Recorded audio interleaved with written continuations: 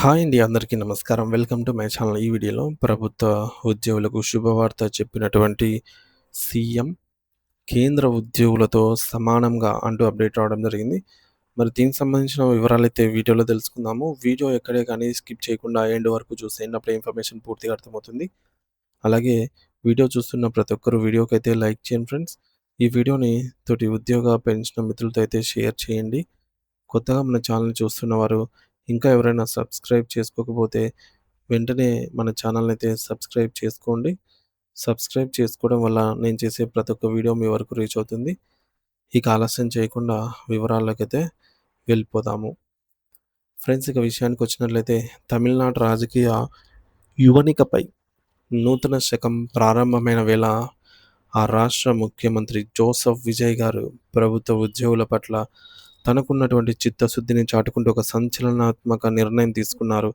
రాష్ట్రంలో కొలువుదీరిన నూతన టీవీకే ప్రభుత్వం కేవలం మాటలకే పరిమితం కాకుండా చేతల్లో తమ మార్కును చూపిస్తూ ప్రభుత్వ ఉద్యోగులు, ఉపాధ్యాయులు మరియు పెన్షనర్లకు సంబంధించి కరువు భత్యాన్ని డీఏను పెంచుతూ కీలక ఉత్తర్వులు జారీ చేసింది. ఈ నిర్ణయం ద్వారా రాష్ట్రంలోని సుమారు 16 లక్షల మంది ప్రభుత్వ సిబ్బంది మరియు పదవీ విరమణ చేసిన వారికి నేరుగా ఆర్థిక వెసులుబాటు అనేది కలగబోతోంది.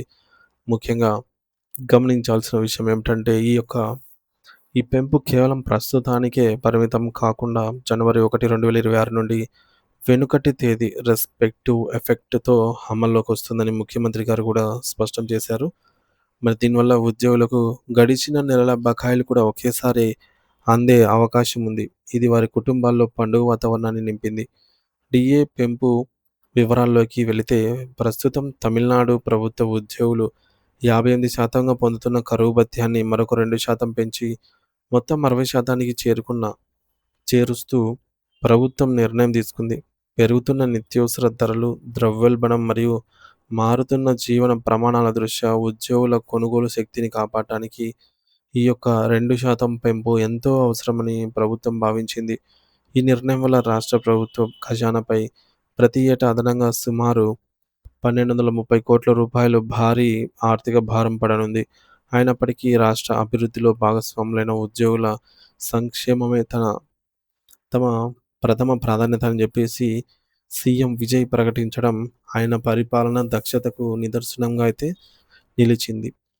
మరి కేంద్ర ప్రభుత్వ ఉద్యోగులకు లభించే డీఏ ప్రయోజనాలతో సమానంగా రాష్ట్ర స్థాయి సిబ్బందికి కూడా ఈ యొక్క ప్రయోజనాలు అందాలనే ఉద్దేశంతోనే ఈ నిర్ణయం తీసుకున్నట్టు గవర్నర్ కార్యాలయం కూడా అధికారికంగా ధృవీకరించింది. ఉద్యోగుల ప్రయోజనాలే కాకుండా సమాజంలోని మహిళల ఆర్థిక స్వావలంబన కోసం కూడా సీఎం విజయ్ ఒక అడుగు ముందుకు వేశారు. గత ప్రభుత్వ హయాంలో కొనసాగినటువంటి మగలిర్ ఉరిమై తిట్టం పథకానికి మెరుగులు దిద్దుతూ టీవీకే ప్రభుత్వం దీనిని మది మదిప్పుమిగు మగలిర్ తిట్టం అంటే గౌరవనీయ మహిళా పథకం అనే నామకరణం చేసి ఆర్థిక సహాయాన్ని భారీగా పెంచాలని నిర్ణయించింది. ప్రస్తుతం అందుతున్న రూ. 1,000 నెలవారీ సహాయాన్ని ఏకంగా 2,500కు పెంచుతామని ఎన్నికల్లో ఇచ్చిన హామీని నెరవేర్చే దిశగా అడుగులు వేస్తున్నారు. మే 15వ తేదీన మహిళా లబ్ధిదారుల ఖాతాల్లోకి ప్రస్తుతానికి రూ. 1,000 మొత్తాన్ని సజావుగా విడుదల చేసేలాగా చూడాలని ఆర్థిక శాఖ అధికారులను సీఎం ఆదేశించారు. అయితే ఈ పథకం కింద వచ్చే 2,500 పెంపు త్వరలోనే అమలు చేయబోతున్నట్టుగా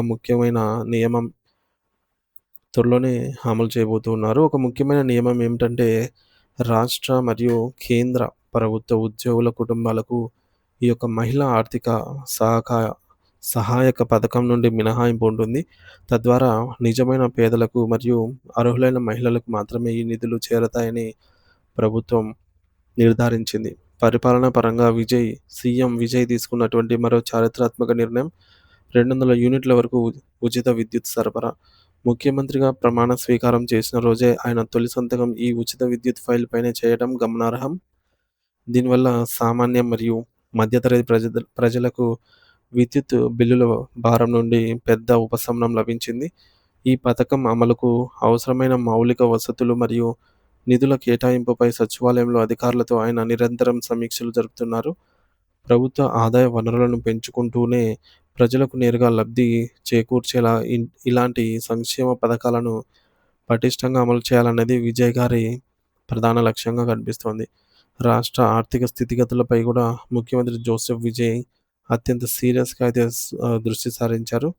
రాష్ట్రం ప్రస్తుతం ఎదుర్కొంటున్నటువంటి అప్పులు, ఆదాయ మార్గాలు మరియు గత ప్రభుత్వం వదిలి వెళ్ళినటువంటి ఆర్థిక పరిస్థితులపై ప్రజలకు పూర్తి స్థాయి పారదర్శకత ఉండాలి అని ఆయన భావిస్తూ ఉన్నారు. అందుకే ఈ యొక్క ప్రమాణ స్వీకారం రోజున ప్రకటించినట్లుగానే రాష్ట్ర ఆర్థిక పరిస్థితిపై కూడా శ్వేతపత్రం విడుదల చేయడానికి కసరత్తు మొదలుపెట్టారు. గురువారం నాడు సచివాలయంలో ప్రత్యేక కార్యదర్శులు, ఆర్థిక శాఖ కార్యదర్శి మరియు ఇతర ఉన్నతాధికారులతో నిర్వహించిన సుదీర్ఘ సమావేశంలో రాష్ట్ర ఆర్థిక ఆరోగ్యంపై సమగ్రంగా చర్చించారు. సో, ఈ యొక్క శ్వేతపత్రం ద్వారా రాష్ట్రం ఎంత అప్పుల్లో ఉంది, భవిష్యత్తు పథకాలకు నిధులు ఎలా సేకరించాలి అనే విషయాలను ప్రజల ముందు అయితే ఉంచబోతూ ఉన్నారు. మరి చివరగా టీవీకే ప్రభుత్వ నిర్ణయాల పట్ల రాష్ట్ర వ్యాప్తంగా హర్షాతిరేకాలు వ్యక్తమవుతున్నాయి. ఉద్యోగ సంఘాలు, ఉపాధ్యాయ ఫెడరేషన్లు మరియు పెన్షనర్ల అసోసియేషన్లు సీఎం విజయ్ తీసుకుంటున్నటువంటి యొక్క డీఏ పెంపు నిర్ణయాన్ని స్వాగతిస్తూ కృతజ్ఞతలు తెలుపుతున్నాయి. ధరల పెరుగుదలతో సతమతమవుతున్న తమకు ఈ యొక్క 2% పెంపు కొండంత అండగా ఉంటుందని వారు సంతోషం వ్యక్తం చేస్తూ ఉన్నారు. అలాగే మరోవైపు మహిళలు కూడా ఈ మేరకు చూసుకున్నట్లయితే తమకు అందే ఆర్థిక సహాయం 2.5 రెట్లు పెరగనుండడంతో సీఎం నిర్ణయానికి జేజేలు పలుకుతున్నారు. పరిపాలనలో పారదర్శకత, ఆర్థిక క్రమశిక్షణ మరియు సామాజిక సంక్షేమం కలిసిన విజయ్ గారి విజన్ తమిళనాడు అభివృద్ధి పదంలో ముందుకు వెళ్తోందని విశ్లేషకులు భావిస్తున్నారు. నూతన ప్రభుత్వం తీసుకుంటున్న ఈ వేగవంతమైన నిర్ణయాలు ప్రజల్లో ప్రభుత్వంపై ఉన్న నమ్మకాన్ని రెట్టింపు చేస్తున్నాయనటంలో సందేహం లేదు.